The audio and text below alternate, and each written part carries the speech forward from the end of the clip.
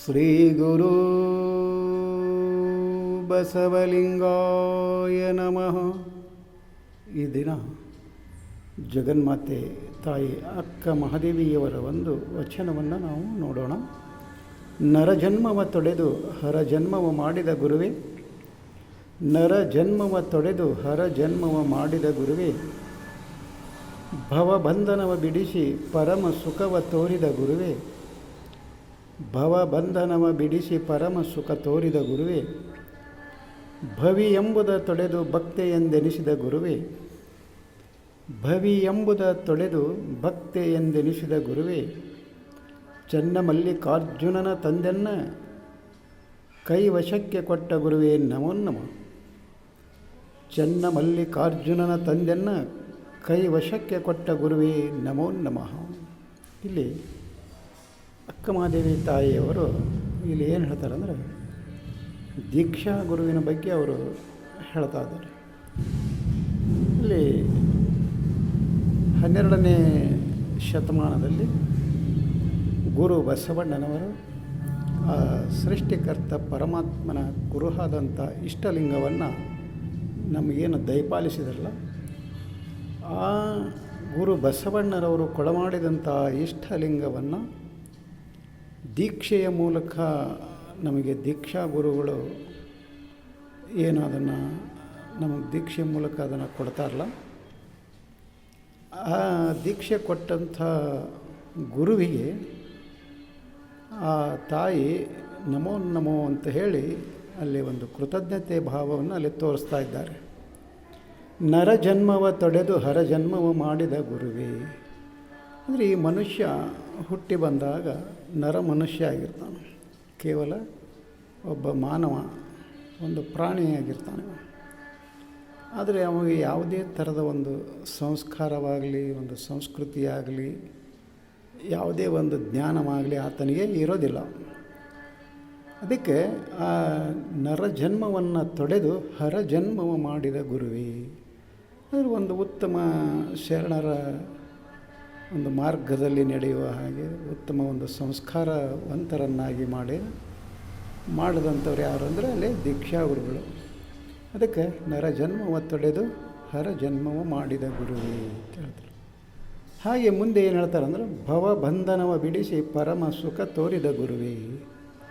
ಈ ಹುಟ್ಟು ಸಾವು ಎಂಬ ಈ ಪರಿಭ್ರಮಣೆಯಲ್ಲಿ ಏನು ನಾವು ಈ ಸಂಸಾರದ ಈ ಬಂಧನದಲ್ಲಿ ಏನು ಸಿಲುಕೊಂಡಿವಲ್ಲ, ಇದನ್ನು ಬಿಡಿಸಿ ಅಲ್ಲಿ ಪರಮ ಸುಖ. ಇಲ್ಲಿ ನಾವು ಈ ಭೌತಿಕ ಒಂದು ಪ್ರಪಂಚದಲ್ಲಿ ಸಂಸಾರದಲ್ಲಿಯೇ ಸದ್ಗತಿ ಐತಿ, ಸುಖ ಐತಿ ಅಂತೇಳಿ ನಾವೇನು ತಿಳ್ಕೊಂಡಿವಲ್ಲ, ಆದರೆ ಅಲ್ಲಿ ಸುಖ ಇರ್ತೈತಿ, ಆದರೆ ಪರಮ ಸುಖ ಇರೋದಿಲ್ಲ. ಅದಕ್ಕೆ ಪರಮ ಸುಖ ಬರಬೇಕಂದ್ರೆ ಆ ಭವಬಂಧನವನ್ನು ಬಿಡಿಸ್ಕೊಳ್ಬೇಕಾಗ್ತದೆ. ಅದು ಯಾರಿಂದ ಸಾಧ್ಯ? ಅಲ್ಲಿ ದೀಕ್ಷಾ ಗುರುವಿನ ಮೂಲಕ ಅದು ಆಗ್ತತಿ ಅಂತ ಹೇಳಿ ತಾಯಿ ಹೇಳ್ತಾ ಇದ್ದಾರೆ. ಅದೇ ರೀತಿ ಭವಿ ಎಂಬುದ ತೊಡೆದು ಭಕ್ತಿ ಎಂದೆನಿಸಿದ ಗುರುವೇ. ಇದು ಮುಖ್ಯವಾಗಿ ಒಂದು ಶರಣ ಧರ್ಮದಲ್ಲಿ ಯಾರು ಒಂದು ಸೃಷ್ಟಿಕರ್ತ ಪರಮಾತ್ಮನ ಮೇಲೆ ನಂಬಿಕೆ ಇಟ್ಟು ಆತನ ಈ ಸೃಷ್ಟಿಯ ಮೇಲೆ ಆತನ ಒಂದು ಘನತೆ ಬಗ್ಗೆ ಯಾರಿಗೆ ಒಂದು ನಂಬಿಕೆ ಇರ್ತೈತಲ್ಲ, ಆತನಿಂದ ಇದು ನಡೀತೈತಿ ಅಂತ ಯಾರು ಇರ್ತಾರಲ್ಲ ಅವರು ಭಕ್ತರಾಗ್ತಾರೆ. ಇಲ್ಲದೇ ಒಂದು ಇದ್ದಾಗ ಅವರು ನಾಸ್ತಿಕರಾಗಿ ಅಲ್ಲಿ ಏನಾಗ್ತಾರೆ ಅವರು ಅಂದರೆ ಭವಿಗಳಾಗ್ತಾರೆ. ಇಲ್ಲಿ ಎರಡು ಭಾಗಗಳನ್ನು ಇಲ್ಲಿ ನಮ್ಮ ಶರಣರು ಮಾಡ್ತಾರೆ. ಒಬ್ಬರು ಭಕ್ತ, ಒಬ್ಬ ಭವಿ ಅಂತೇಳಿ. ಹಾಗೆ ಆ ಭವಿ ಅನ್ನುವಂಥ ಅದನ್ನು ತೊಡೆದು ನನಗೆ ಏನು ಮಾಡಿದೆ, ಭಕ್ತಿ ಎನಿಸಿದೆ ಅಂತ ಹೇಳಿ ಅವರು ಹೇಳ್ತಾ ಇದ್ದಾರೆ. ಅದೇ ರೀತಿ ಮುಂದೆ ಏನು ಹೇಳ್ತಾರೆ ಅವರು, ಚನ್ನಮಲ್ಲಿಕಾರ್ಜುನನ ತಂದೆಯನ್ನು ಕೈವಶಕ್ಕೆ ಕೊಟ್ಟ ಗುರುವೇ ನಮೋ ನಮೋ. ಅದರ ಇಷ್ಟಲಿಂಗದ ಮೂಲಕ, ಆ ಇಷ್ಟಲಿಂಗವನ್ನು ದೀಕ್ಷೆಯ ಮೂಲಕ ನಮಗೆ ಕೊಡಮಾಡಿ ಹಸ್ತಮಸ್ತಕ ಸಂಯೋಗದಿಂದ ಅಲ್ಲಿ ಮಂತ್ರವನ್ನು ಕಿವಿಯಲ್ಲಿ ಬೋಧಿಸಿ ಯಾವ ರೀತಿಯ ಲಿಂಗವನ್ನು, ಇಷ್ಟಲಿಂಗವನ್ನು ಪೂಜೆ ಮಾಡಬೇಕು, ಯಾವ ರೀತಿ ಧ್ಯಾನ ಮಾಡಬೇಕು, ಯಾವ ರೀತಿ ಅನುಸಂಧಾನವನ್ನು ಮಾಡಬೇಕು ಅನ್ನೋದನ್ನು ಎಲ್ಲ ಅಲ್ಲೇ ದೀಕ್ಷಾ ಗುರುಗಳು ಅಲ್ಲಿ ಹೇಳಿಕೊಡ್ತಾರೆ. ಅದಕ್ಕೆ ಆ ದೇವರನ್ನೇ ನಮ್ಮ ಕೈವಶಕ್ಕೆ ತಂದು ಕೊಟ್ಟಿಲ್ಲ.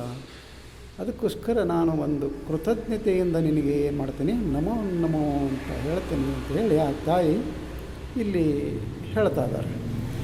ಹಾಗಾದರೆ ನಾವು ಸಹಿತ ಇಲ್ಲಿ ಹುಟ್ಟಿ ಬಂದ ನಂತರ ಕೇವಲ ಒಂದು ಲಿಂಗ ಕೊಳ್ಳಳ್ಳಿ ಕಟ್ಟದಂಗಿರಲಿ ಲಿಂಗಾಯತರಾಗೋದಿಲ್ಲ. ಅಂದರೆ ದೀಕ್ಷಾ ಗುರುವಿನ ಮೂಲಕ ಆ ಲಿಂಗವನ್ನು ಪಡೆದುಕೊಂಡು ಆ ದೀಕ್ಷಾ ಗುರು ಹೇಳಿದ ಹಾಗೆ ನಾವು ಆ ದಾರಿಯಲ್ಲಿ ನಡೆದಾಗ ಮಾತ್ರ ಅಲ್ಲಿ ಅಕ್ಕಮಹಾದೇವಿ ತಾಯಿಯವರು ಹೇಳಿದಾಗೆ ಹರಜನ್ಮ ಆಗ್ತತಿ ಮತ್ತು ಪರಮ ಸುಖ ಸಿಗ್ತತಿ ಮತ್ತು ಭಕ್ತರಾಗ್ತೇವೆ. ಇವೆಲ್ಲ ಆಗಬೇಕಂದ್ರೆ ನಮಗೆ ಉತ್ತಮ ದೀಕ್ಷಾ ಗುರು ದೊರಕಬೇಕು. ಹಾಗೆ ಒಬ್ಬ ಉತ್ತಮ ದೀಕ್ಷಾ ಗುರುವಿನಿಂದ ದೀಕ್ಷೆಯನ್ನು ತೆಗೆದುಕೊಂಡಾಗ ಆತನ ಒಂದು ಬದುಕು ಸುಖಮಯವಾಗ್ತದೆ, ಪರಮ ಸುಖಮಯವಾಗ್ತದೆ. ಅದಕ್ಕೋಸ್ಕರ ನಾವು ಸಹಿತ ಒಬ್ಬ ಒಳ್ಳೆಯ ಉತ್ತಮ ದೀಕ್ಷಾ ಗುರುವಿನಿಂದ ದೀಕ್ಷೆಯನ್ನು ಪಡ್ಕೊಂಡು ಅಕ್ಕಮಹಾದೇವಿ ತಾಯಿಯವರು ಹೇಳುವ ಹಾಗೆ ಪರಮ ಸುಖದಲ್ಲಿ ನಾವು ಇರಬೇಕಾಗಿತ್ತು. ಅಂದರೆ ಆ ದೀಕ್ಷಾ ಗುರು ಹೇಳಿದ ಹಾಗೆ ನಾವು ನಡಿಬೇಕಾಗ್ತದೆ. ಹಾಗಾದರೆ ಅಂತಹ ಒಂದು ಜ್ಞಾನ ನಮಗೆ ಮತ್ತೆ ಬರಬೇಕು ಅಂತ ಕೇಳಿದಾಗ ಅಲ್ಲಿ ಶರಣರ ವಚನಗಳನ್ನು ಓದಬೇಕಾಗ್ತದೆ. ವಚನ ಓದಿ ಪಚನ ಮಾಡಿಕೊಳ್ಬೇಕಾಗ್ತದೆ. ಆವಾಗ ಮಾತ್ರ ಅಂಥ ಒಂದು ಜ್ಞಾನ ನಮಗೆ ಪ್ರಾಪ್ತಿಯಾಗ್ತದೆ. ಅದಕ್ಕೋಸ್ಕರ ವಚನಗಳನ್ನು ಓದೋಣ, ಪಚನ ಮಾಡಿಕೊಳ್ಳೋಣ ಅಂತ ಹೇಳುತ್ತಾ ಈ ವಚನಕ್ಕೆ ವಿರಾಮ ಕೊಡ್ತಾ ಇದ್ದೇನೆ. ಶರಣು ಶರಣಾರ್ಥಿ.